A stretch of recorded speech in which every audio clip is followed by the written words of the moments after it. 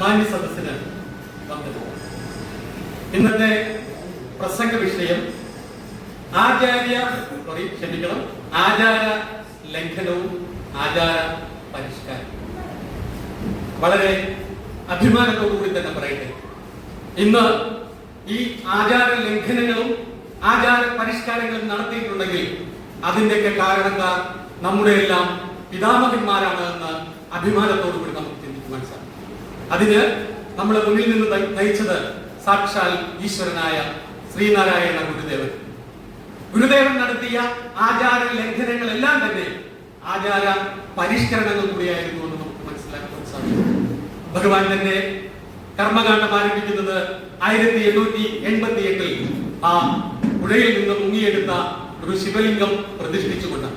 അത് തന്നെ അന്ന് വരെ നിലനിന്നിരുന്ന ഒരു ആചാരത്തിന് എതിരെ, അതായത് ബ്രാഹ്മണർക്ക് മാത്രമേ പ്രതിഷ്ഠ നടത്തുവാൻ സാധിക്കുകയുള്ളൂ എന്ന ഒരു ആചാരത്തെ പാടെ തുടച്ചു നീക്കിക്കൊണ്ട് പുതിയൊരു നവീകരണത്തിന് സാക്ഷ്യം പറഞ്ഞുകൊണ്ട് നടപ്പിലാക്കിക്കൊണ്ട് ഭഗവാൻ പുതിയ നവോത്ഥാനത്തിന് തിരികൊളുത്തിയ കാഴ്ചയാണ് നമുക്ക് അവിടെ കാണുവാൻ സാധിക്കും.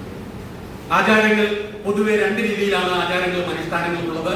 ഒന്ന്, അവനവൻ തന്നെ അറിയാതെ ജനിച്ചു പോയത് ഏതോ ഒരു മതത്തിലായതുകൊണ്ട് മാത്രം അനുഷ്ഠിക്കേണ്ടി വരുന്ന ആചാരം. പിന്നെ ഒന്നത്, നിർബന്ധമായും ഒരു രാജ്യത്ത് ജനിച്ചു പോയത് കൊണ്ട് തന്നെ ആ രാജ്യത്തെ ആചാരങ്ങൾ അനുഷ്ഠിക്കുവാൻ നമ്മൾ എല്ലാവരും നിർബന്ധിതരാണ്. പക്ഷേ ആ ആചാരങ്ങൾക്കെല്ലാം തന്നെ രാജ്യം ആ ഭരണഘടനയിലൂടെ നമുക്ക് സംരക്ഷണം ഏർപ്പെടുത്തുമ്പോൾ മതത്തിലൂടെ വരുന്ന ആചാരങ്ങൾ പലപ്പോഴും നമുക്ക് വളരെയേറെ കഷ്ടതകളും യാതനകളും മാത്രമേ നൽകിയിട്ടുള്ളൂ എന്ന് നമുക്ക് നമ്മുടെ പിതാമഹന്മാരുടെ അനുഭവത്തിൽ നിന്ന് മനസ്സിലാക്കാൻ സാധിക്കും. കേരളത്തിലെ ആദ്യ ആചാര പരിഷ്കാരം നടത്തിയത് ശ്രീനാരായണ ഗുരുദേവനാണ് എന്ന് പറയുമ്പോൾ തന്നെ വർഷങ്ങൾക്ക് മുൻപ് ഭഗവാൻ ഈ ശിവപ്രതിഷ്ഠ നടത്തുന്നതിന് 32 വർഷങ്ങൾക്ക് മുൻപ് ആറാട്ടുപുഴയിലെ വേലായുധൻ എന്ന് പറയുന്ന വേലായുധ ചേകവർ മംഗലത്ത് ഒരു ശിവക്ഷേത്രം നിർമ്മിച്ചു തന്നിട്ട് ആദ്യത്തെ ആചാര ലംഘനം നടത്തിയത് നമ്മൾ മറന്നുപോകും. ഒരുപക്ഷെ ഭഗവാൻ ശ്രീനാരായണ ഗുരുദേവനോട് ചേർത്ത് പറയുമ്പോൾ ആറാട്ടുപുഴ വേലായുധപ്പണിക്കരെ അല്ലെങ്കിൽ ആചാര പരിഷ്കർത്താവിനെ മറന്നു പോകുന്നത് മനഃപൂർവ്വമാണോ എന്ന് പോലും നമ്മൾ സംശയിക്കേണ്ടിയിരിക്കുന്നു. നമ്മൾ കരുതേണ്ട ഒരു കാര്യമുണ്ട്. ഭഗവാൻ ശ്രീനാരായണ ഗുരുദേവൻ എന്ന് പറയുന്നത് ഒരു സൂര്യനാണ്. ആ സൂര്യന്റെ മുന്നിൽ വന്ന മെഴുകുതിരി വെളിച്ചങ്ങൾ മാത്രമാണ് ആറാട്ടുപുഴ വേലായുധപ്പണിക്കരെ പോലുള്ളത്. പക്ഷേ ആ വെളിച്ചത്തെ നമ്മൾ മറന്നുകൂടാ. അദ്ദേഹത്തെയും നമ്മുടെ ഓർമ്മകളിലേക്ക് കടത്തിവരേണ്ടത് ആവശ്യമാണ്. ഇവിടെ ഉണ്ടായിട്ടുള്ള ആചാര പരിഷ്കാരങ്ങളുടെ ഭാഗമായിട്ട് നമ്മുടെ ആരാധ്യനായ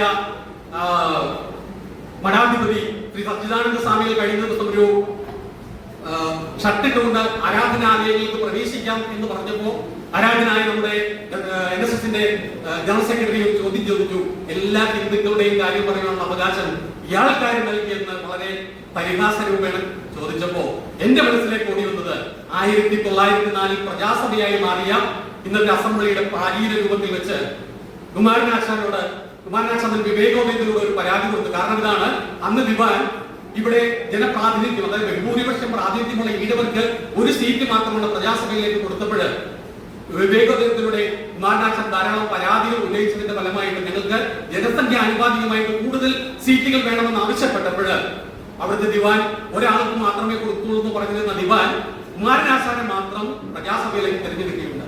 പ്രജാസഭയിലേക്ക് കുമാരനാശാനോട് ദിവാൻ ചോദിച്ചു, കുമാരനാശാൻ, നിങ്ങളുടെ സമുദായത്തിന് എന്താണ് ഇതിനധികം സീറ്റ് കിട്ടാനുള്ള പ്രത്യേകത എന്ന് ചോദിച്ചപ്പോൾ കുമാരനാശാൻ എഴുന്നേറ്റ് നിന്ന് പറഞ്ഞൊരു കാര്യം ഇവിടെ പ്രതിധ്വനിക്കേണ്ടതാണ്. അദ്ദേഹം പറഞ്ഞു, എരപ്പാളികളില്ലാത്ത ഒരു സമുദായം കേരളത്തിൽ ഉണ്ടെങ്കിൽ അത് ഈഴവരാണ്, അതാണ് ഞങ്ങളുടെ യോഗ്യത എന്ന് പറഞ്ഞു നിർത്തുന്ന പ്രിയമുള്ളവരെ നമ്മൾ ചിന്തിച്ചു തുടങ്ങി. ഇവിടെയുള്ള ഏതൊരു ആചാരത്തെയും അനുഷ്ഠാനങ്ങളെയും പരിഹരിച്ചതും അല്ലെങ്കിൽ പരിഷ്കരിച്ചതും ആ ആചാരങ്ങളെ, നികൃഷ്ടമായ ആചാരങ്ങളെ തള്ളിക്കളഞ്ഞതും നമ്മുടെ പൂർവികർ തന്നെയാണ് എന്ന് നമ്മൾ മനസ്സിലാക്കി. ഭഗവാന്റെ അനുഗ്രഹം കൊണ്ട് നമുക്ക് വിദ്യാഭ്യാസം ചെയ്യുവാൻ അവകാശം ഉണ്ടായിരുന്നില്ല. പക്ഷെ നമ്മൾക്ക് അതിനുള്ള ഒരു അവകാശം നേടിക്കുന്നു. അന്നത്തെ ആചാരം അനുസരിച്ച് വേദങ്ങൾ പഠിക്കുന്ന ഒരാളുടെ ചെവിയിൽ, അതായത് ബ്രാഹ്മണല്ല എങ്കിൽ അയാളുടെ ചെവിയിൽ ഈയം ഉരുക്കി ഒഴിക്കണമെന്ന് പറഞ്ഞ സ്ഥലത്ത് നിന്നാണ് ഭഗവാൻ നിശാപാഠശാലകൾ ഒരുക്കി അക്ഷരത്തിന്റെ വെളിച്ചത്തിലൂടെ സംസ്കൃതവും മലയാളവും ഒക്കെ പഠിപ്പിക്കുന്നത് ഭഗവാൻ നടത്തിയ ആചാര പരിഷ്കരണമാണ് സത്യത്തിൽ ഇന്ന് കാണുന്ന ഈ കേരളത്തിന്റെ വളർച്ച എന്ന് പറയുന്നത്. മറ്റുള്ളവർ മാറി നിന്നുകൊണ്ട് കുറ്റം പറഞ്ഞൊരു കാലഘട്ടം വിവേകാനന്ദ സ്വാമികൾ കേരളത്തിലേക്ക് സമീപിച്ചപ്പോൾ പറഞ്ഞത് കേരളം ഒരു ഭ്രാന്താലയമാണെന്നാണ്. എന്നാൽ ഭഗവാൻ ശ്രീനാരായണ ഗുരുദേവൻ ആ ഭ്രാന്താലയത്തെ ഇന്ന് കാണുന്ന ദൈവത്തിന്റെ സ്വന്തം നാടാക്കി മാറ്റിയിട്ടുണ്ട് എങ്കിൽ അത് ആചാര ലംഘനത്തിലൂടെയും ആചാര പരിഷ്കരണത്തിലൂടെയാണോ എന്ന് നമുക്ക് മനസ്സിലാക്കാൻ സാധിക്കും. കുമാരനാശാൻ, ടി.കെ. മാധവൻ, ഡോക്ടർ പൽപു തുടങ്ങി അനവധി നിരവധി നേതാക്കളുടെ സാന്നിധ്യത്തിലൂടെ അവരുടെ പടനായകത്വത്തിലൂടെ ഇവിടെയുള്ള ആചാരങ്ങളെയും അനുഷ്ഠാനങ്ങളെയും പരിഷ്കരിച്ച് ഇന്ന് കാണുന്ന ഈ കേരളത്തെ രൂപീകരിച്ചത് നമ്മുടെ പിതാമഹന്മാരുടെ കരുണ ഒന്നുകൊണ്ട് മാത്രമാണ് എന്ന് ചിന്തിക്കുമ്പോൾ നമ്മുടെ അഭിമാനം വാനോളം ഉയരുകയാണ് നമ്മൾ ഓരോരുത്തരും ചിന്തിക്കുന്നത്. ഇന്നിവിടെ കാണുന്ന ഓരോ മത ആചാരങ്ങളെയും എതിർക്കുവാൻ നമ്മൾ തന്നെ മുന്നിട്ടിറങ്ങി നടക്കേണ്ട ഒരു പ്രത്യേകത കൂടി നമ്മൾ ചിന്തിക്കേണ്ടതുണ്ട്. ഇവിടെ പ്രത്യേകം ശ്രദ്ധിക്കേണ്ട ഒരു കാര്യം, നമ്മുടെ ആചാര്യ സ്വാമികൾ പറഞ്ഞു ഷർട്ടിട്ടുകൊണ്ട് ക്ഷേത്രങ്ങളിൽ പ്രവേശിക്കാമെന്ന് പറയുമ്പോഴും സ്വാമിയുടെ നേതൃത്വത്തിലുള്ള ക്ഷേത്രങ്ങളിൽ മുണ്ടുമുൾദാരികളെ മാറ്റി നിർത്തുവാനും അവിടെ കരിയും കരിമരുന്നും ഉപയോഗിക്കുന്നതും നിരോധിക്കുവാനുമുള്ള മനസ്സ് കാണിച്ചിട്ട് വേണം ഇത്തരം പരസ്യമായ അഭിപ്രായ പ്രകടനങ്ങൾ നടത്തേണ്ടത് എന്നൊരു അഭിപ്രായം കൂടി ഈ അവസരത്തിൽ ഞാൻ രേഖപ്പെടുത്തുവാൻ ആഗ്രഹിക്കുകയാണ്. ശ്രീനാരായണ ഗുരുദേവൻ കാറും കോളുകളും സമുദ്രത്തിലേക്ക് ആ കാറിനെയും കോളിനെയും അടക്കി നിൽക്കുന്ന ഒരു വലിയ തോണിയായി കടന്നു വന്നുകൊണ്ട് അവിടെയുള്ള പ്രക്ഷുബ്ധമായ കടലിനെ ശാന്തമാക്കിക്കൊണ്ട് നമുക്ക് എല്ലാവർക്കും ഒരുപോലെ ആത്മസഹോദരങ്ങളെ പോലെ ജീവിക്കുവാൻ ഉതകുന്ന രീതിയിൽ ഈ കേരളത്തെ പുനഃസൃഷ്ടിച്ച ഭഗവാൻ ശ്രീനാരായണ ഗുരുദേവന്റെ പതാരങ്ങളിൽ പ്രണമിച്ചുകൊണ്ട് നിർത്തുന്നു. നന്ദി, നമസ്കാരം. ഗുരുദേവ ധർമ്മത്തിലേക്ക്.